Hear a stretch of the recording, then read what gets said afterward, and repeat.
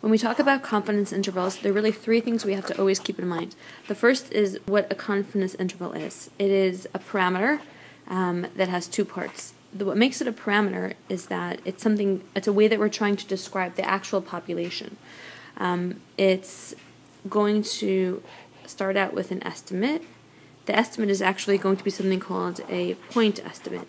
That's an estimate because we take the information from the sample. So we take a simple random sample, we come up with the mean, that's going to be our starting point or our point estimate, and then we have to add to it a margin of error that's going to create a lower bound and an upper bound. The margin of error tells us how close our point estimate is to the unknown number in repeated random sampling. If I kept on doing this random sampling, how much of the information am I going to catch? The third element is going to be the confidence level C. That's going to be 95% or 99% or 80%. That gives the overall success rate of the method for calculating the confidence interval. It means over the long, how confident am I that I'm actually successful, that I caught the actual value of the parameter, what the actual mean is, or what the actual population proportion is. So C% of all possible samples, like 95% or 90%, the method would yield an interval that captures the actual parameter value. We're now going to define what does it mean to have a 95% confidence interval. So it's a rookie mistake to say that we are 95%, that 95% of the time we've caught the actual mean. That's not really what it means. There's no 95% chance that our confidence interval contains the true parameter.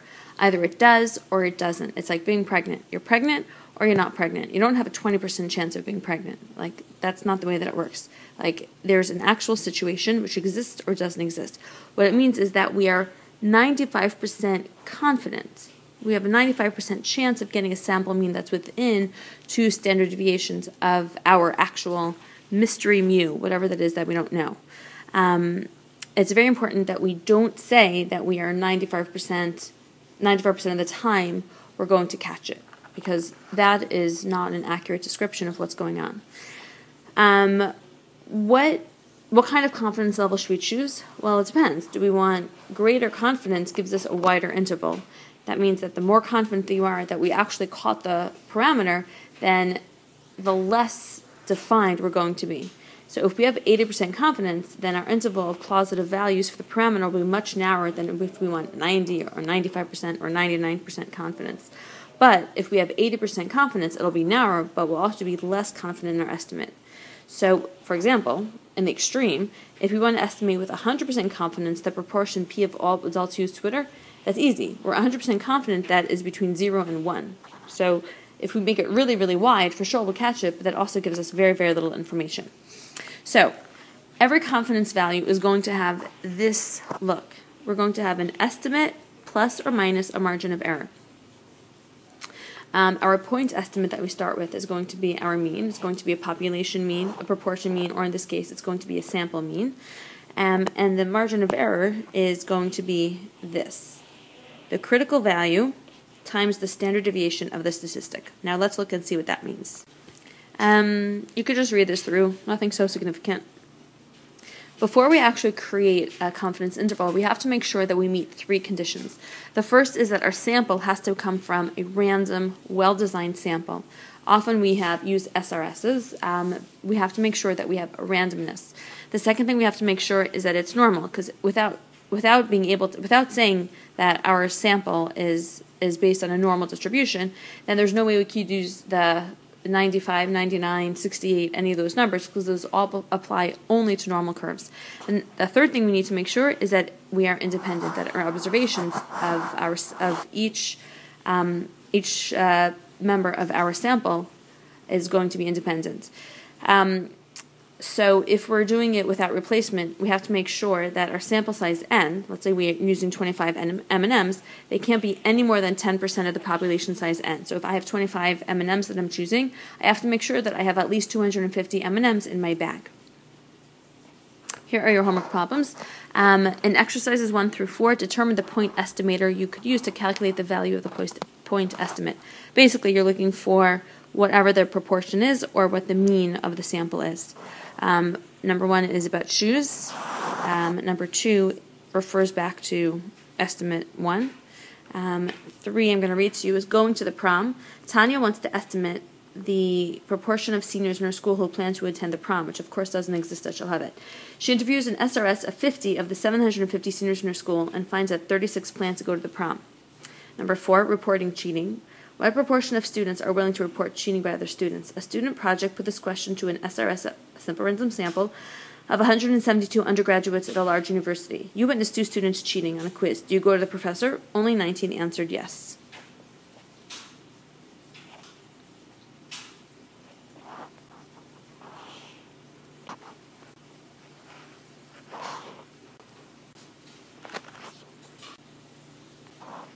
I want to talk now a little bit about the Z critical value. When we look at a certain percent confidence, like if we're looking in this case at an 80% confidence value, we have to remember that we're looking for the confidence, that's going to come with this area. Okay, so this area is going to be 80%. If we were looking at 95% confidence value, then it would look something like, this. We'll do it in a different width. It would look something like this. That would be, let's say, a 95% confidence area. Now, realize when we're looking at the proportion, that means if we're looking, let's say, at this 80%, back to this 80%, which means I can get rid of this, okay? And if I'm looking only at the 80%, which would be this inner shaded area, then that means that it's 100% minus all of this area, okay? So that means that this area over here is going to be 100 minus 80% divided by 2, because if this is 80, that means that the 2 tails, this is called a tail. Those 2 tails together have to be the 20% remaining. That means that this is 10% and this is 10%.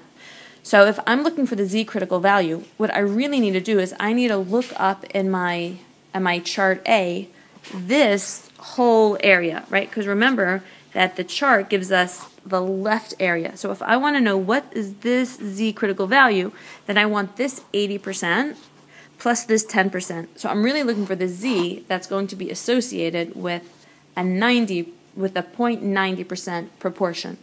That number ends up being over here. I think that says 1.83. Can't really so carefully. So that's going to be this Z critical value is going to be the Z score associated with whatever my confidence value, my confidence level is, plus 100 minus the confidence level divided by 2. Okay? If you're not sure about that, we'll talk about it tomorrow. This is a practical example to work out what you're supposed to be doing.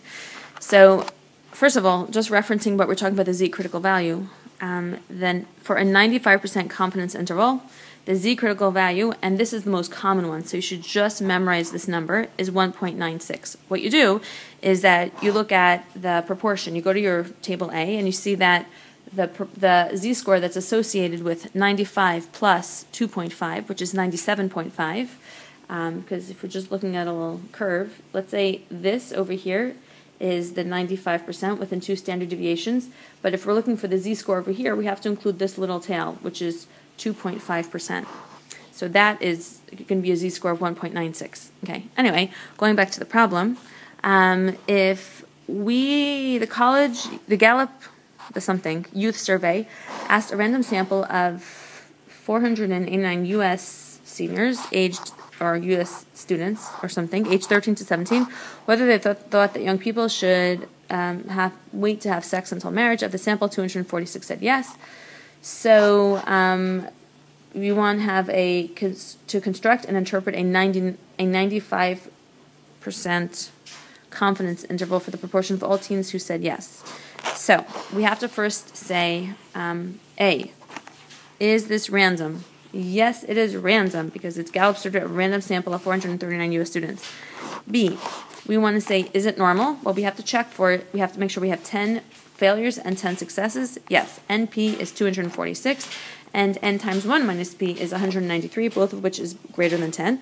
Third thing we have to do, so remember the 3 conditions, random, normal, and independent, because there are they sampled 439 kids, and 439 times 10 is 4,390.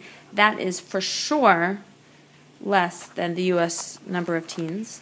So our sample is much less than 10% of all U.S. teens. So what would a 95% confidence interval be? Well, the P is going to be the P of my sample. That's 0.56. My Z critical value is going to be 1.96, and my statistic over here is going to be my proportion that I found, which was 0.56, times 1 minus 0.56, which is 0.44, divided by the number of teens we surveyed, which was 439. Take the square root of that, and I get 0.56 plus or minus 0.046. So the confidence interval here is this. A TV poll conducts a call-in poll about a proposed city ban on handgun ownership. Of the 2,372 calls, 1,921 opposed the ban. The station, following recommended practice, makes a confidence statement that 81% of the Channel 13 Pulse sample opposed the ban. We can be 95% confident that the true proportion of citizens opposing a handgun ban is within 1.6% of the sample result. Is the station's quoted 1.6% margin of error correct? Explain. Is the station's conclusion justified? Explain. So basically an A is they want you to do the math, and B is to say, is this a legitimate sample survey?